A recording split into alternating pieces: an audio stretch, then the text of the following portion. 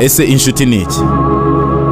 Inshuti akenshi na kenshi tujya twirengagiza ubushuti bw'umuntu n'undi ariko ubushuti, ya nshuti nziza, ya nshuti ishobora kukugira inama, ya nshuti idashobora gutinya kuba yakubwira ngo ati wakosheje, iyo ndumva yuko ntago yaba ari inshuti.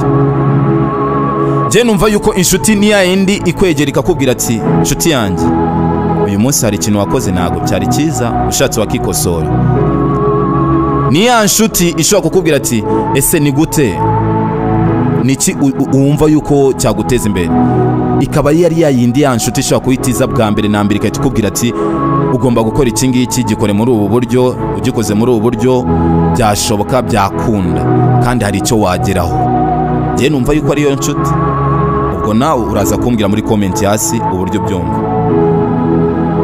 Je numva yuko ari ya nshuti ihora ikubuza amakosa, bya bindi yabonaga yuko hari abantu babayeho yumva yuko niyo yakora ikosa, n'urugero nanze wumvishe yuko yakora ikosa ukumva yuko yagushigikira no mu makosa yawe, ariko nakubwire yuko nyamara uri mu makosa, ushatse nyine wareba uburyo ubigenza amakosa wari urimo ukayakosora. Niba ari ya nshuti nayo ishobora kugukorera amakosa ngo isibe kuba yagusaba imbabazi ngo nshuti yanjye naguhemukiye, I'm so sorry, nayo ikaba muri za nshuti nyine zishobora kumva yuko ikosereje inshuti yiwe, ashobora kuza akamubwira ati umbabarire. Akenshi na kenshi murabizi nyine bamwe na bamwe barakoserezanya amakosa, aho ugasanga umwe ashaka kwishyira hejuru undi yigize ibintu nazi. Oya ibe ari ya nshuti nayo ishobora gukora amakosa ikaba yagusaba imbabazi, mukuzuzanya. Ndumva yuko uraza kumbwira nawe uburyo ubyumva.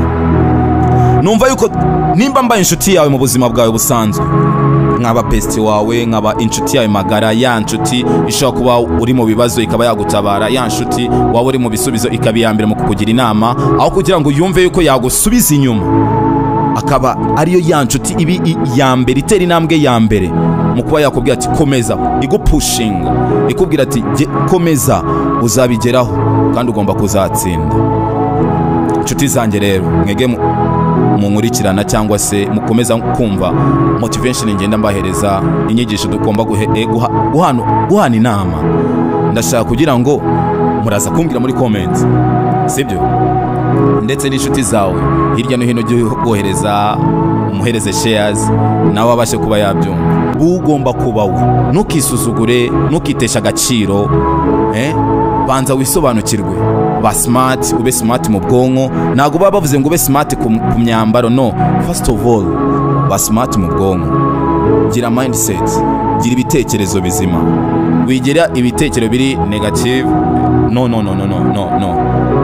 Gira ibitekerezo bya bindi byubaka, ku buryo niyo wabwira umuntu ukamugira inama ukamubwira ati wagera kuri icyo wagera kuri iki kintu, akigerageje no kuba yagikora akatangira kubona improvement muri we, harimo impinduka.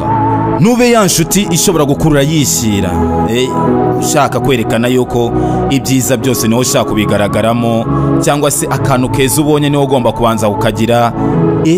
Ubushuti bw'uburyarya, bw'ubugome, bw'amashyari, oya ntago aribyo ndimo gushaka kuvuga. Oya, nshatse kuvuga ya nshuti ishobora kubona cya kintu cyiza ikahita ikibona ko mugenzi we cyanamubera, mbere yuko abona yuko we yitekereje ako kanya, byibuze akabasha kuba yanatekereza ku nshuti yiwe.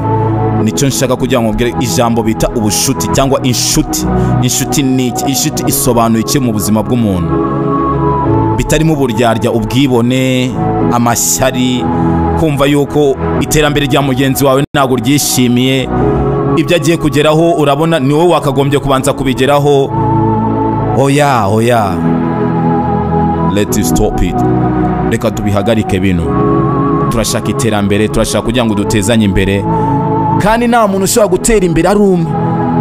Ibyo byo ndabikubwiye, ugira umuntu w'umujyanama muri wowe, uwo nguwo niwe nshaka kuvuga. Iyo nshuti niyo yaba ari inshuti imwe ariko ikaba ari inshuti nyanshuti, ya nshuti muba muri kumwe muhuza ibitekerezo, mushaka kugirana mu iterambere y'ikintu runaka mukazakigeraho. Ibyo nibyo nshaka kugira ngo dutangire tuganireho. Ese inshuti nyanshuti ni inshuti ki? Ni inshuti nyabaki? ni inshuti kwifuriza iki? Twongere duhure muri part 2. Asante.